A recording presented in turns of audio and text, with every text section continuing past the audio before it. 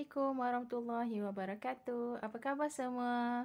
Okey, Mukadimah akan mengajar antum mata pelajaran sains pada tahun ini. Jadi, jom kita teruskan kepada kemahiran proses sains. Okey. Antum masih ingat lagi tak apa dia kemahiran proses sains? Okey, di sini ada 12 kemahiran proses sains. Yang pertama ialah memerhati. Apa dia memerhati? Kita menggunakan deria penglihatan, pendengaran, sentuhan, rasa ataupun bau untuk mengumpulkan maklumat tentang objek ataupun fenomena. Contohnya antum, Mukadimah kata, cuba antum perhatikan bunga di tangan Mukadimah. Okey, antum pun cakap, bunga tu wangi lah Mukadimah. Ada yang kata bunga tu berwarna merah lah Mukadimah. Jadi di situ antum telah menggunakan deria penglihatan dan juga deria bau. Itu adalah satu pemerhatian. Next. Yang kedua ialah proses mengelas. Apa dia proses mengelas?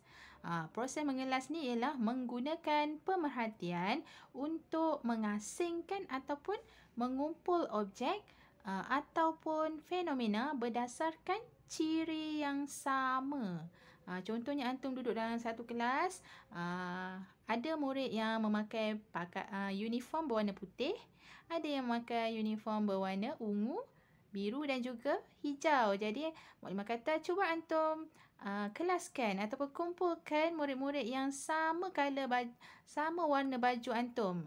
Jadi di situ antum telah melakukan proses mengelas. Yang ketiga, next. Mengukur menggunakan nombor. Jadi kita memerhati secara kuantitatif dengan menggunakan nombor atau alat berunit piawai atau alat yang diseragamkan sebagai unit rujukan. Apa dia? Alat berunit piawai tu. Contohnya kita nak ukur panjang. Jadi kita gunakan pembaris meter ataupun pembaris yang ada unit sentimeter. Kalau kita nak mengukur berat, kita gunakan unit kg. Dan ada alat yang kita seragamkan. Nak timbang berat badan manusia, kita kena gunakan alat penimbang. Kena alat yang sesuai. Next. Membuat inference. Membuat inference ni dengan kata lain kita menyatakan sebab. Okey, apa maksud dia? Membuat kesimpulan awal yang munasabah, yang mungkin benar atau tidak benar untuk menerangkan sesuatu peristiwa atau pemerhatian. Contohnya, ada murid dia tak hadir sebab semalam dia sakit perut. Lepas tu Mukadimah pun tanya, kenapa agaknya dia sakit perut?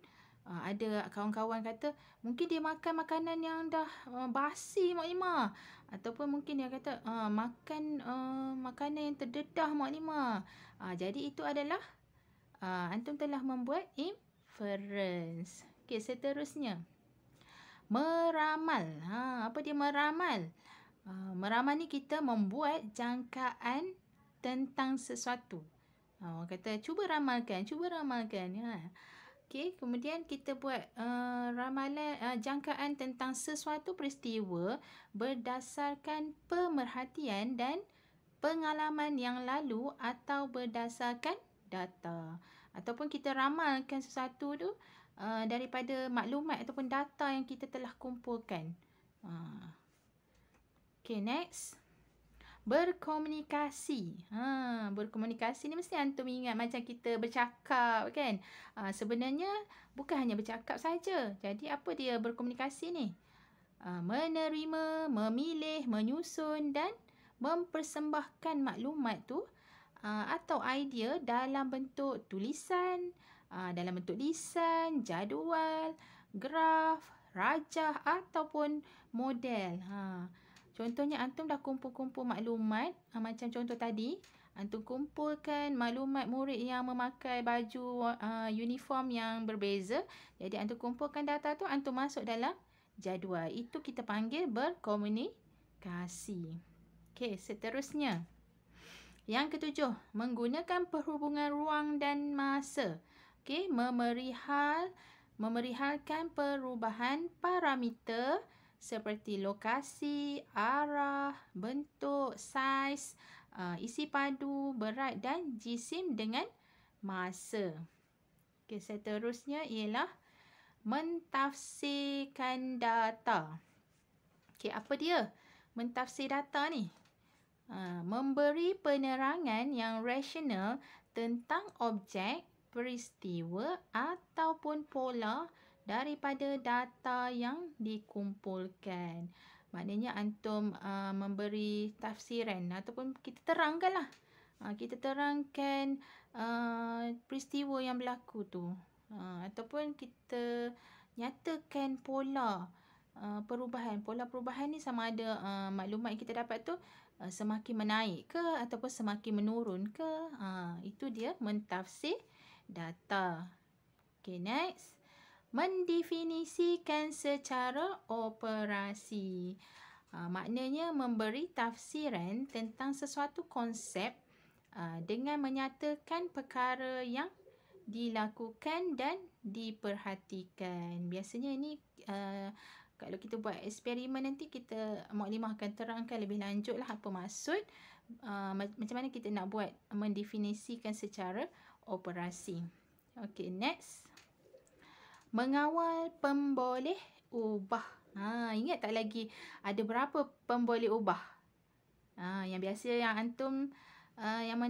yang antum pernah belajar kan, pemboleh ubah bergerak balas, pemboleh ubah dimanipulasi, pemboleh ubah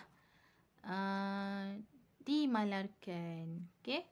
Nanti bila kita dah buat eksperimen nanti antum akan lebih jelas apa maksud ketiga-tiga pemboleh ubah ni. Okay, next. Membuat hipotesis. Membuat hipotesis ni apa sebenarnya? Okay. Membuat satu pernyataan umum tentang hubungan antara pemboleh ubah yang difikirkan benar bagi menerangkan sesuatu perkara ataupun peristiwa. Biasanya kita akan hubungkan atau kaitkan pemboleh ubah dimanipulasi dengan pemboleh ubah bergerak balas. Okey, yang terakhir ialah mengeksperimen. Okey, dekat situ dia tulis 11 membuat hipotesis kan. Jadi ini sebenarnya yang ke-12, mengeksperimen. Jadi apa dia mengeksperimen ni? Kita merancang dan menjalankan penyiasatan untuk menguji sesuatu hipotesis, mengumpul data sehingga mendapat rumusan daripada penyiasatan itu. Maknanya tadi kita dah buat hipotesis, jangkaan awal ataupun ramalan awal. Jadi untuk mengenal pasti adakah betul hipotesis kita tadi, kita rancang dan kita jalankan eksperimen. Itu yang kita katakan mengeksperimen. Okey. Okey, ini adalah tugasan antum pada hari ini. Apa yang antum perlu buat, salin nota di bawah ini di dalam buku tulis sains. Okey. Buku tulis sains, ingat lagi? Garis muka depan buku yang panjang, lepas tu dalam dia garisan di hadapan dan di belakangnya kosong. Okey. Jadi nanti kita akan jumpa lagi. Assalamualaikum warahmatullahi wabarakatuh. Bye.